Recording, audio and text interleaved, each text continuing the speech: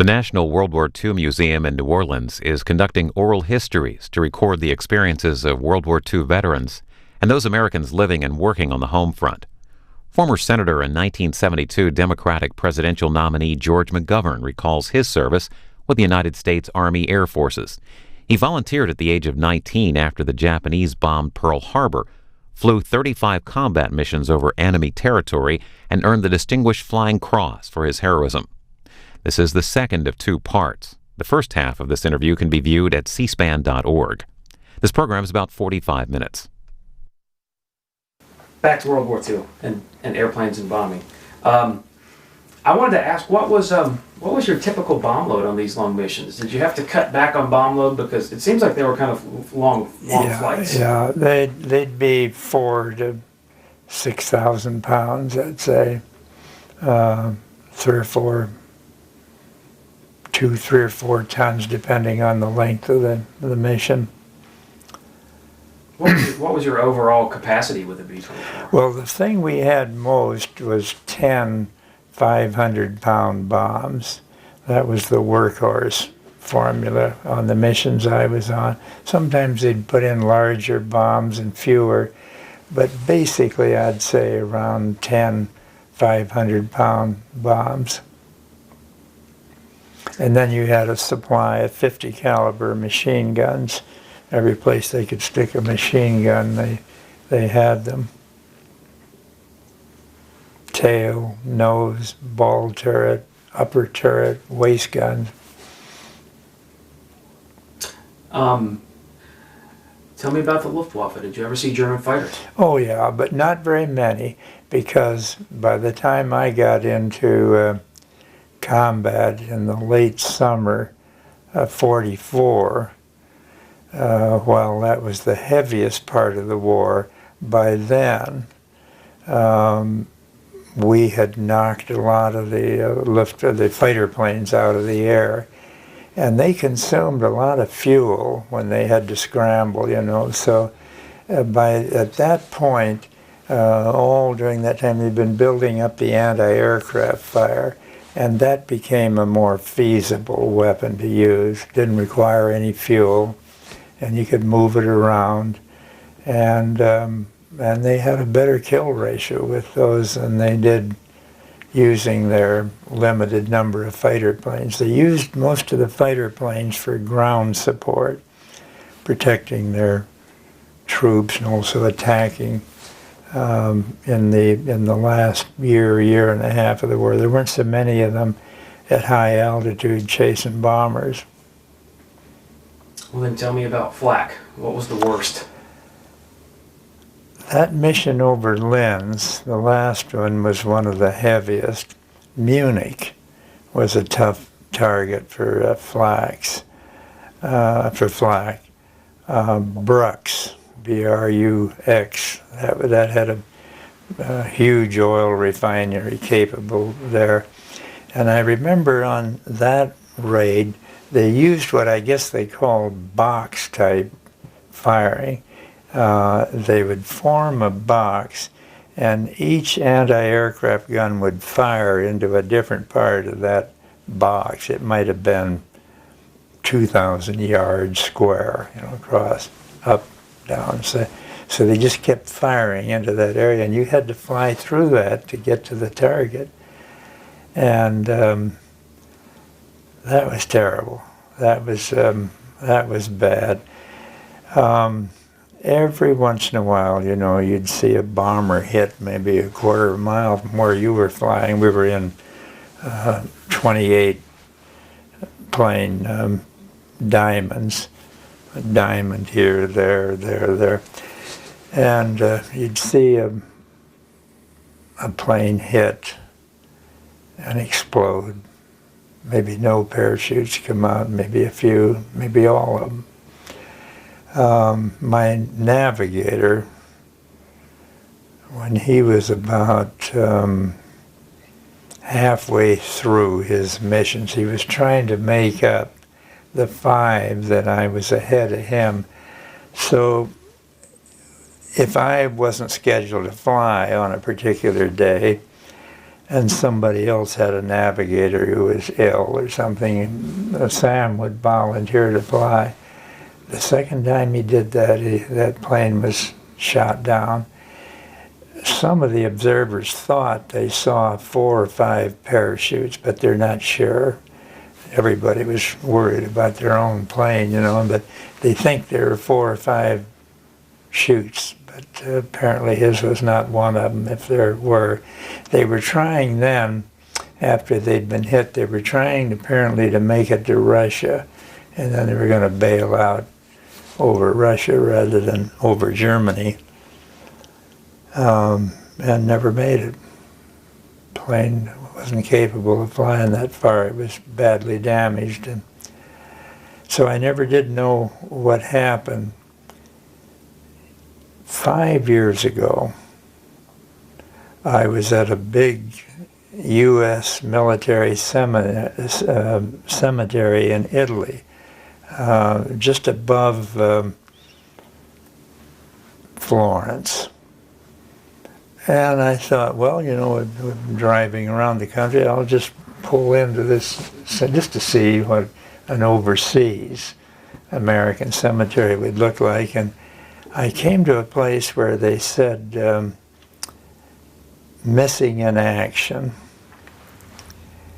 And they had about, I don't know, maybe 100 names. It was just a small part of the cemetery. It had several thousand, these white crosses. And and they were arranged alphabetically. And I started looking at that list, and about the 3rd one from the top was Sam Adams, my guy. That's the first time I had a clue as to where his body was.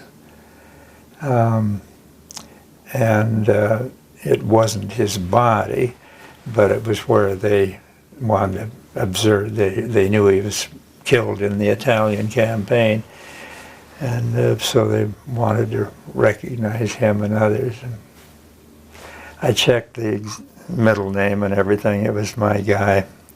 So at least I found out where he's being observed. I know his body's not there because he's still listed as missing in action.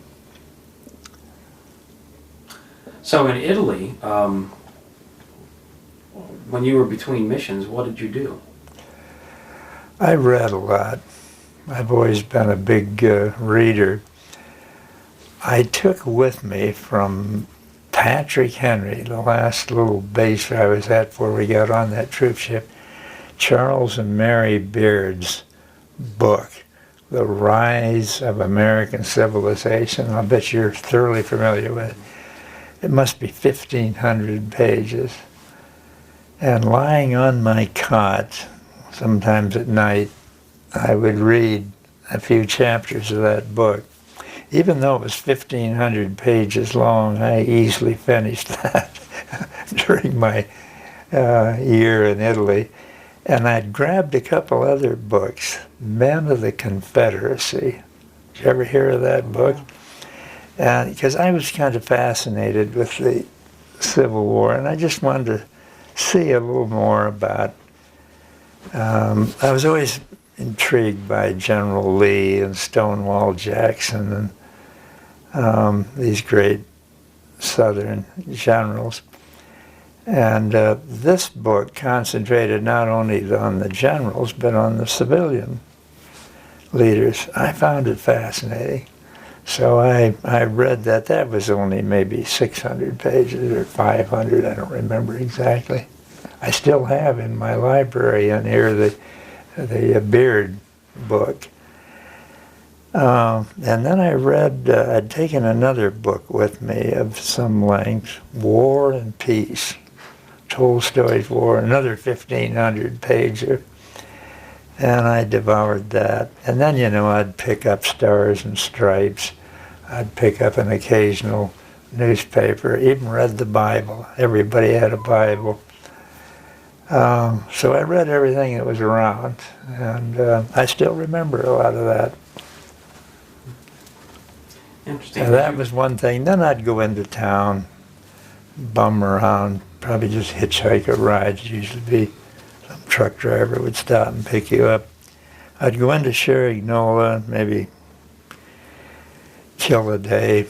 You could buy a glass of wine for a nickel. You could get a plate of macaroni or spaghetti for probably 20 cents, something like that. We had a few bucks. I sent home most of what I was paid to Eleanor.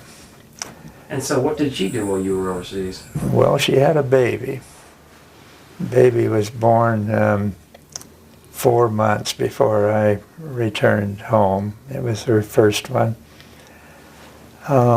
She obviously devoted herself to that little girl for the next 4 months before I got home. She lived with her father in Woonsocket. He hated to see her leave at the end of the war because he just fell head over heels in love with that little girl, that little baby. And he was close to Eleanor, who was an identical twin. So Eleanor's always been a voracious reader. She was up on everything, and she was reading a copy of Newsweek magazine, either Newsweek or Time, I've forgotten which, and there were pictures of B-24s being hit over the target and falling in plane. That scared the daylights out of her. She finally wrote me a letter about it, and I told her that was Blackhammer, one of the worst raids of the war. And she helped on the farm. She watched, there was no television in those days, but she listened to the radio to get every possible report on the war and so on. Wrote letters to me, and read letters I sent her. She kept busy. So how often did you write? Oh, once or twice a week, at least. Sometimes oftener. Sometimes the mail delivery was kind of irregular. She'd get 6 or 7 letters on the same day, and then nothing for 10 days. And so they came in batches. It was the same on the other end with me, too. My father died when I was overseas. He was out hunting pheasants, and he shot a pheasant. He was standing near the edge of the road. He climbed through the barbed wire fence and picked it up, came back to the car where a friend of mine, Eddie Kendall, was home on leave. And they'd gone out hunting together. He got in the back seat of the car and just died. He says, "Oh dear," just fell over dead, a heart attack. That was on December 4th. I didn't hear about it until the 15th of December, about 8 or 10 days after the funeral. So communications were not always as good as one might have hoped.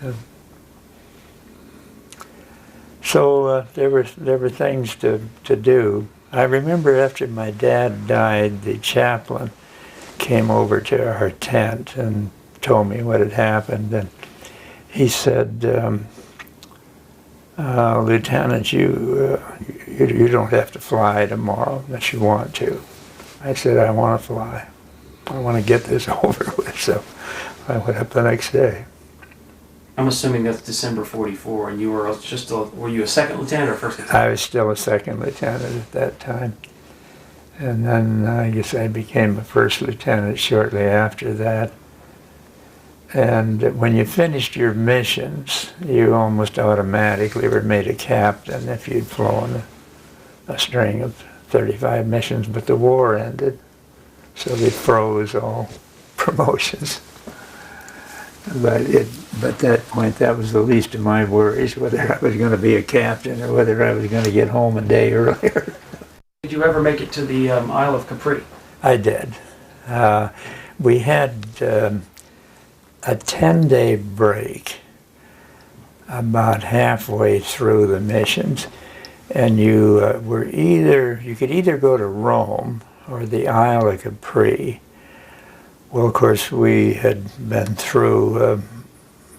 flying over Rome for days, and I knew quite a bit about it, but neither one of us had ever been near the Isle of Capri. So my co-pilot and I, they usually sent you in pairs.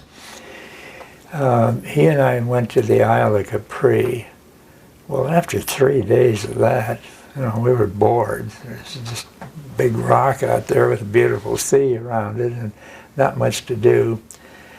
So we decided to go to Rome, and we took the first troop plane or whatever and flew to Rome and spent the last week there, which was wonderful. I enjoyed the stop in the Isle of Capri too, but in Rome it was one of the great cities of the world, and we had a wonderful time there.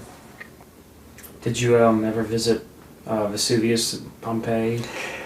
On that trip, no. I didn't get there. I did in later years, but I didn't make it during the war. And I have forgotten already, your total number of missions. 35.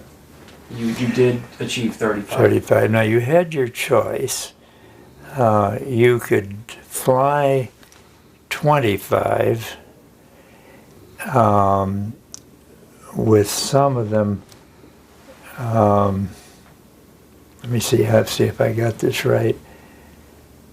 You could fly 25. I'm trying to figure out this formula. You had a choice of missions counting twice or counting just once, and some of the missions, depending on the length and the amount of danger, counted twice. So you could either fly 50, with some of them counting twice, some of them just once, or you could just fly a straight 35. I opted for the 35. It turned out about the same. The other seemed kind of game playing, some 2 and some sort of, is it going to be, am I going to hit an 11 or a 7, So I took the straight out, definite number of times, 35. And Mr. Cooper, that I mentioned earlier, is coming to the museum next month. And how often did he fly with you? About the last, I'd say he probably flew maybe 15 missions. He didn't fly home with me. I just assumed he did. So when I was talking to Steve Ambrose about his book, he said, "Did your navigator ever get lost?" I said, "One time, it was when we were coming back to the States at the end of the war. He couldn't find the Azores." He says, "What was his name?" I said, "Cooper."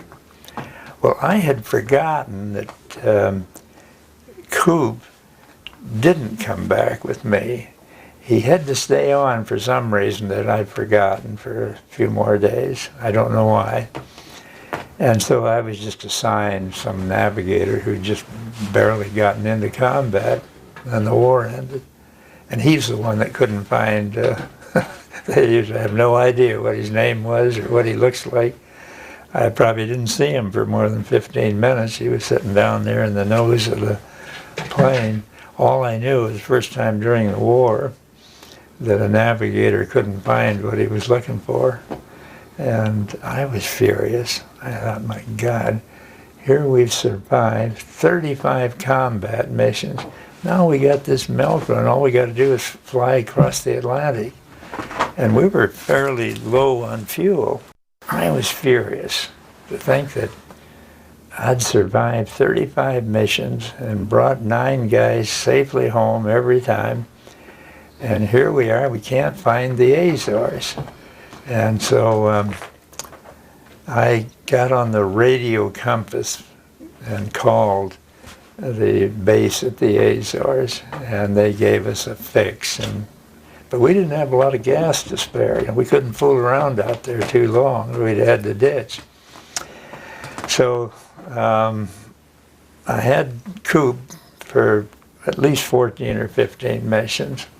Yes, we flew from Cerignola, from the base, to Naples, picked up a little more gas, then flew to Marrakech in Morocco, Marrakech to the Azores, the Azores to Gander, Newfoundland, and from Gander to Camp Miles Standish outside of Boston. Then we got on a train and rode for 2 days to Minneapolis, where we were discharged at Fort Snelling.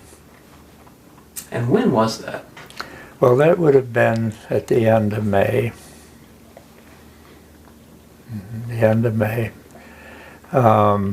We did one thing before we left Italy. General Twining knew that we had supplies to last for months.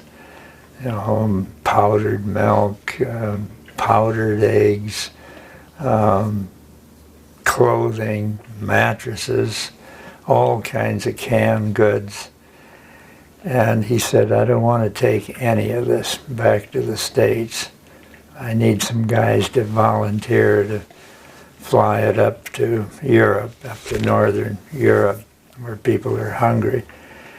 So I did that for 3 or 4 days. We'd load those bombers full of food and fly up to Trieste and other places that were just at the bottom of the war zone. And it'd be picked up in army trucks and taken out to people. In some cases, we were hauling food up to people we'd been bombing the week before. So that was the beginning of the Marshall Plan. You were on the front end of the Marshall Plan. Oh, interesting.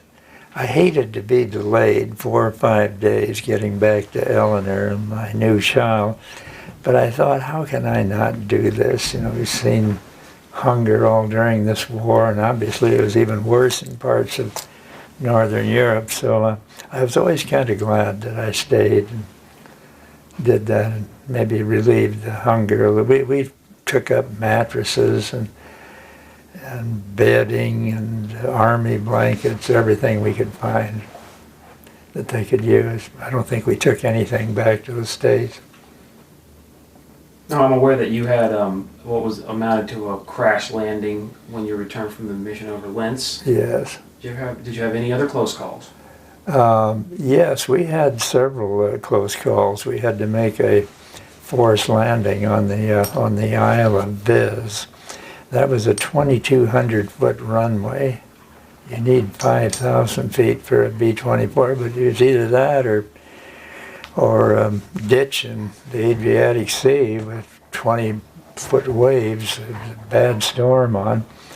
So I took my chances on that. Fortunately, I hit right at the end of the runway, and Bill Rounds and I got on the brakes all the way down to the end. And nobody was hurt. We were down to 2 engines, and one of those went out so fast you couldn't keep the propeller from windmilling, so that was a drag. We had to get on the ground, and that's what I got the Distinguished Flying Cross for. Well, speaking of awards and decorations, where now that you have the DFC, when you came home, what else were you authorized to wear? I had the Air Medal with 3 oak leaf clusters. I had the Legion of Honor Merit for our group. That's about it. The Distinguished Flying Cross was what every pilot had coveted getting. No matter what else you had, if you were a pilot, you coveted the DFC. So when you landed at Viz, had you taken flak damage? Is that what was? Oh yeah, we were hit very hard that day.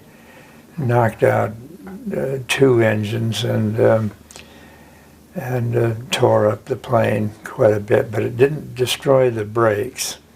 So we were able to ride those brakes. So the tires were in ribbons by the time we got to the end of the runway. We stopped about 15 feet from the far end of the runway. As you came down, there was a hill at the end of the runway. You could see the carcasses of planes that had come in there and didn't make it.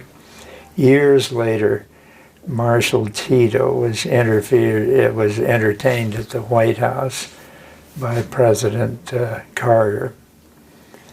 And he said, well, I met at least one famous American quite a few years ago. He paid us a visit out on the Isle of Viz, which was my command headquarters in the underground operations against Hitler.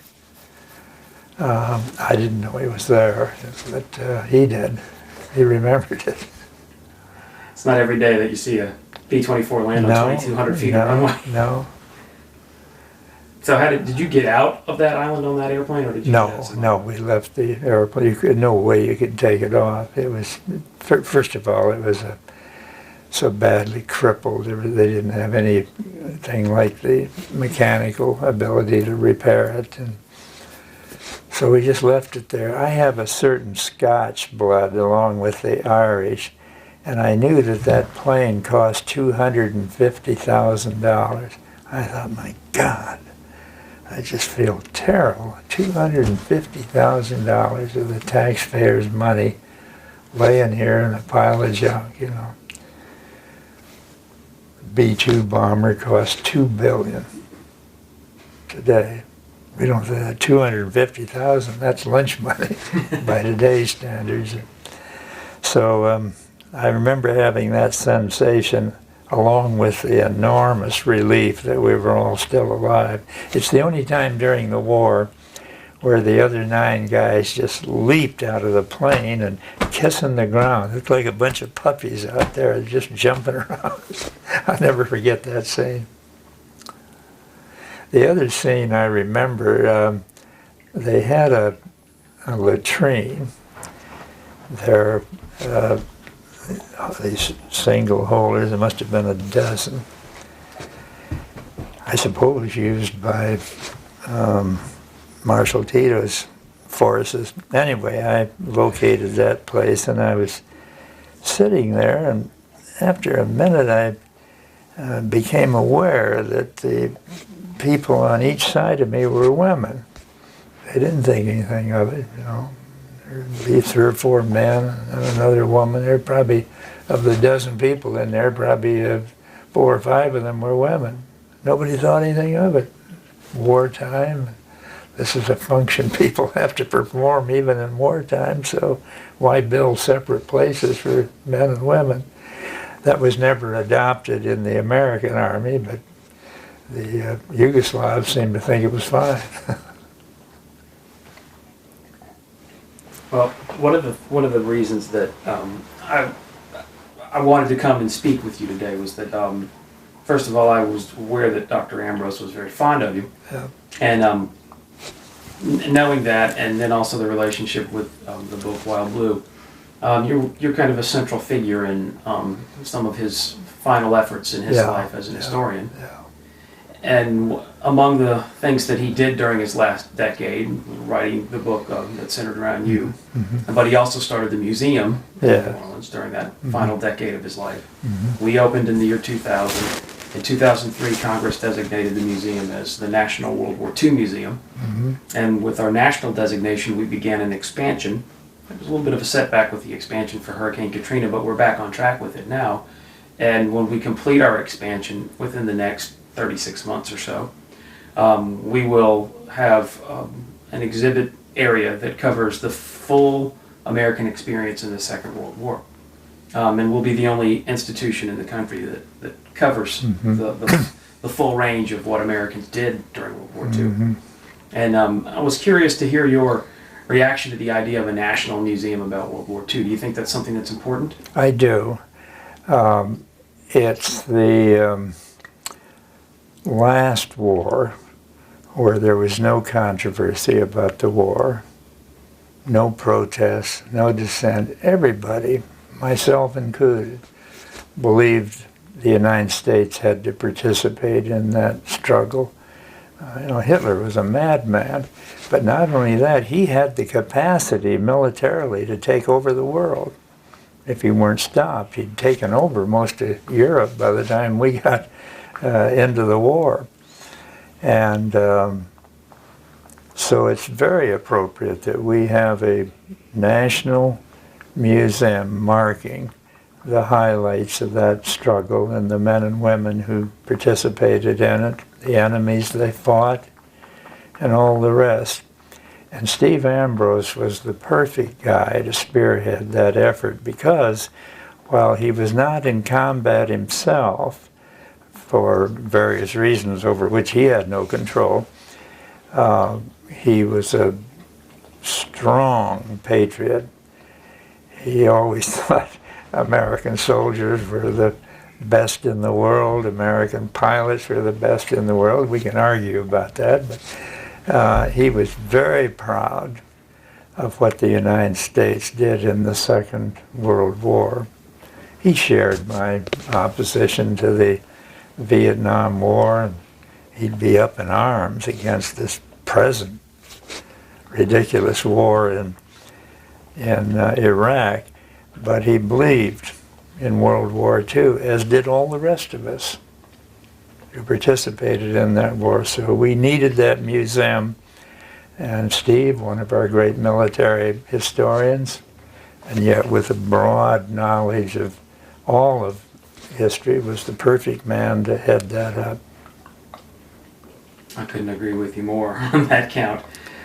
Did you ever meet a more genuinely proud patriot than Steve Ambrose?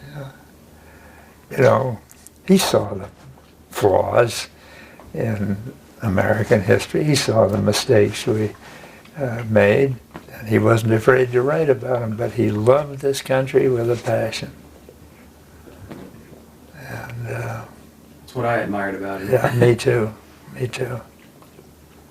He was inspirational to me on many levels, and I imagine maybe he was to you. It sounds like he was to you too. Oh yeah, no doubt about it. And Martin, he changed the public image of me in this country. You know how the Nixon people painted me as a super liberal and almost unpatriotic, even in spite of my war record, because I opposed the war in Vietnam. I never felt more patriotic than when I would get up on the floor of the Senate day after day and warn that that country was weakening America, that it was damaging our standing in the world, that it was needlessly killing the best young people we had, and plus a couple of million Vietnamese that were killed while we were there. And Steve understood all those things. It didn't lower his appreciation for this country one bit, nor did it mine. And so I was glad he wrote that book about my role in World War II. As you know, I'm the central theme of The Wild Blue. And he started off to write a biography of me and then decided that what he really needed to do is to straighten out this public image by just presenting the facts of what happened in World War II. So I can't get on an airplane today or walk through a hotel lobby or show up in Sacramento or Boston or Chicago to make a speech that people don't come up to me afterwards and say, I just want to thank you for your contribution to this country, especially in World War II. The same people that thought I was too liberal or too anti-war, And Steve Ambrose is responsible for a lot of that because of that best-selling book of his. Do you know how many copies it sold? I don't. I can find out, though. I'll find out. Well, it was one of his big bestsellers. It must have been in the millions. To this day, his best-selling book remains Undaunted Courage, the Lewis and Clark. Yeah, well, that was a great book. Yeah, that was a great book. I still see it on the airports and on the bookstands. Even that's very rare to see a book that came out 15 years ago, still a big bestseller. That's for sure. Yeah. It's the best book on the Lewis and Clark expedition. It's considered his magnum opus and the end all for that subject. Yeah. Just out of curiosity, how did it make you feel to be portrayed as unpatriotic? It really pissed me off. Excuse me. That's fine. It really, you know, guys that get up in the Senate that never been near a battlefield, some big blubbermouth, and say, we have to stand with our troops in Vietnam. Well, I felt like saying, well, why are you standing then in this air-conditioned chamber, marble and walnut and all this refinement? Why are you standing here and pounding your chest about how you're standing with our boys in Vietnam, when if you had any common sense, you'd know they shouldn't even be there? And it breaks my heart to know that every day more of those young guys are being killed. For what? What's the point of all this? But that was the stance that most politicians chose. I'm going to stand with our troops, you know. They wanted to stand with their troops, they bring them home in that war, as in this current conflict in Iraq. Doesn't just about every literate American now know that Vietnam was a mistake? Am I exaggerating that?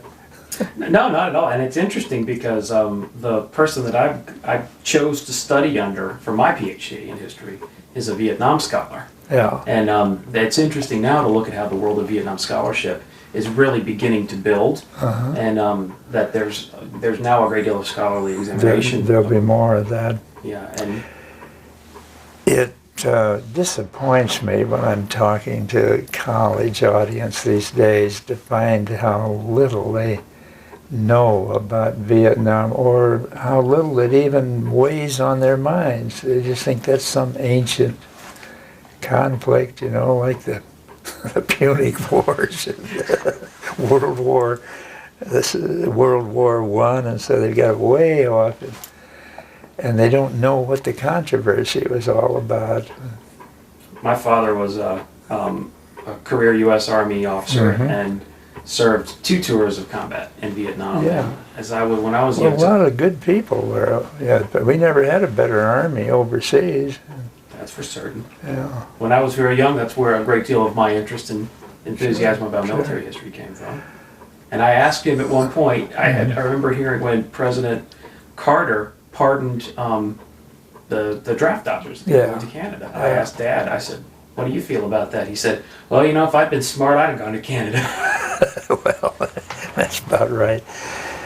But anyway, I don't condemn anybody who fought in Vietnam, who fought in Iraq, even though I think the war was not in our national interest. I still have nothing but admiration for the soldiers that went over there and did what they thought was their duty, the same as I went in World War II. I think most of them came home wondering about it, but and I think now practically all of them know it was a mistake, but that doesn't mean they don't deserve the highest honors, and they deserve to be taken care of in our veterans hospitals. I always fought especially hard for the veterans of Vietnam because I thought they needed more help when they got home.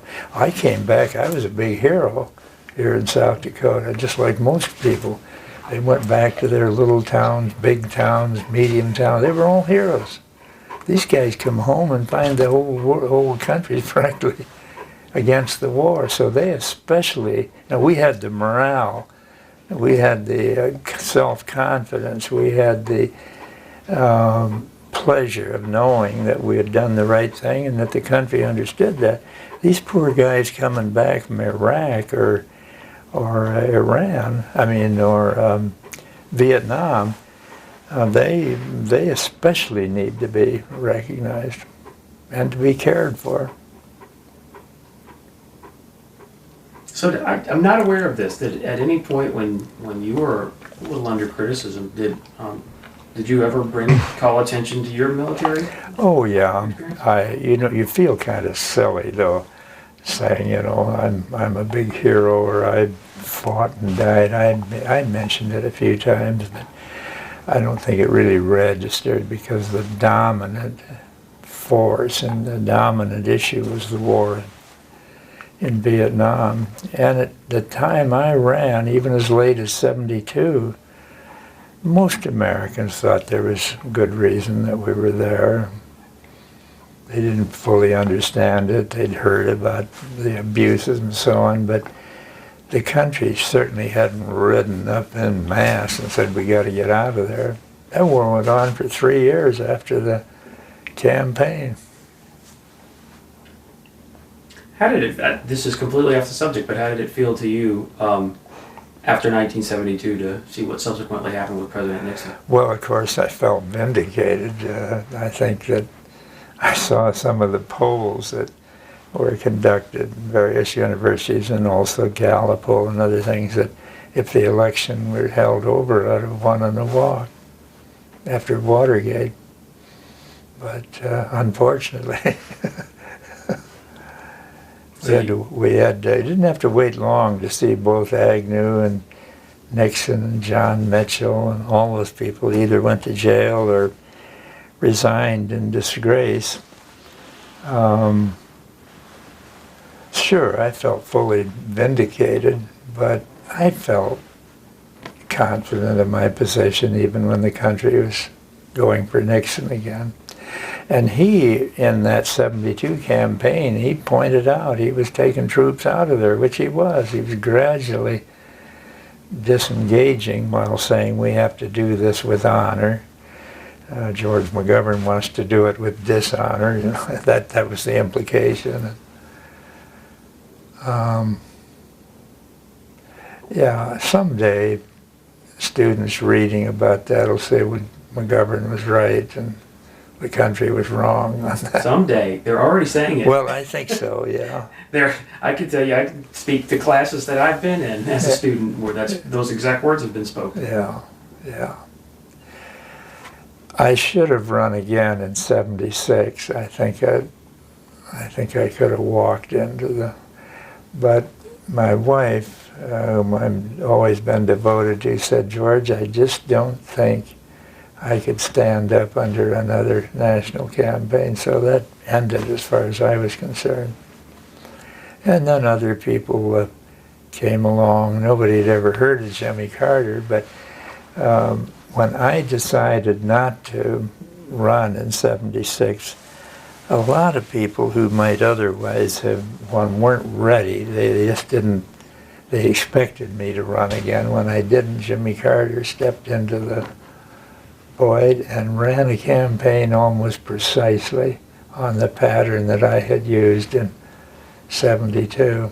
Except Jimmy was still sending letters to Ford as late as '75 saying to stand firm in Vietnam, and he wasn't talking a lot about Vietnam, but whatever he talked about was to have to be firm, And then as he saw the war just gradually fading out, he got off the subject entirely, and he emerged as the honest man.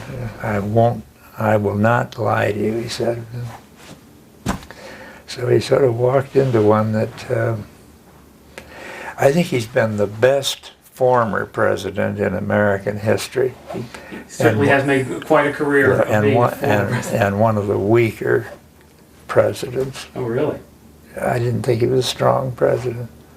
Better than he got credit for, but I didn't think his communication skills were very good in reaching out across the country. But I voted for Ford in '76.